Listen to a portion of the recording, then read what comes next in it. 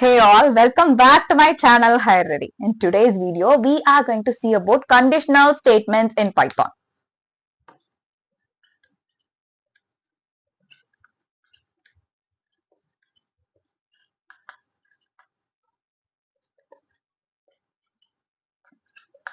So let's consider this is a human being. In our life, do you ever wondered how we make decisions?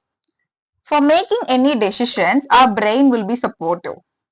Our brain has a capacity to remember what happened in the past. And based on what happened in the past, we will analyze the current scenario. And based on what is going on now and what happened in the past, what we'll do, we'll make decisions. Right? For current status or for the future, we will be making decisions. But do you know how computer is making any decisions? How a device is making any decision? This is a computer that I have. In that computer, let's consider I have lines of coding. These are considered as lines of coding. And this is my laptop or my system. Okay. So in that lines of coding, I have a specific part. Specifically in Python, I have a specific part called conditional statements.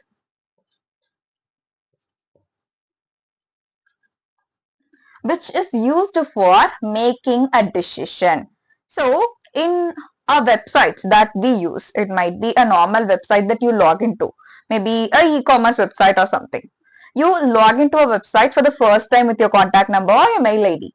For the second time, when you log in back or when you sign in, if you wrongly uploaded your contact number or your mail ID or your password, what will happen? It will tell you that your password is wrong. It will tell you that your username is wrong. So enter it again, or it will allow you to use the forget password option. How it is happening? How computer is understanding what is going on?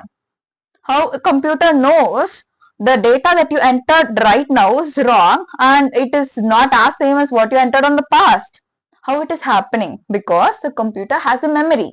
In that memory, it has the ability to make decision based on what happened in the past. So that is how conditional statements in Python work.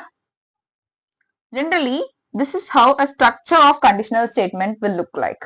First, I'll be using a syntax of if. Followed by if, I'll be giving the condition. I'll be specifying the condition. Next to which, I'll be adding the decision followed by if. So after writing my if and my condition, I'll be giving my decision here.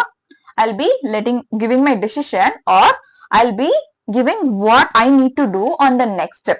Maybe it might be a printing statement, or it might be a pop-up that you get on every website when you enter your wrong username or your wrong password. Next to which, I'm adding elif. So if this condition is particularly not satisfied, I'm adding another condition. So this condition is considered as condition number 1. So by using this elif keyword, I'm giving condition number 2. After giving condition number 2, I am letting my program to make another decision. If this condition is satisfying, make this decision. Condition number 1 is satisfied, make first decision. If not, go to condition 2. If condition 2 is satisfied, make this decision. If both the conditions are not satisfied, then go to else part. Below else, I might be giving some other decisions, or I might be giving some printing statements which need to be printed. This is how generally conditional statements in Python will look like. Other than this, we do have nested if and all. We'll be seeing in part 2 of the same day's video. We'll see you in part 2 of this video. Bye for now.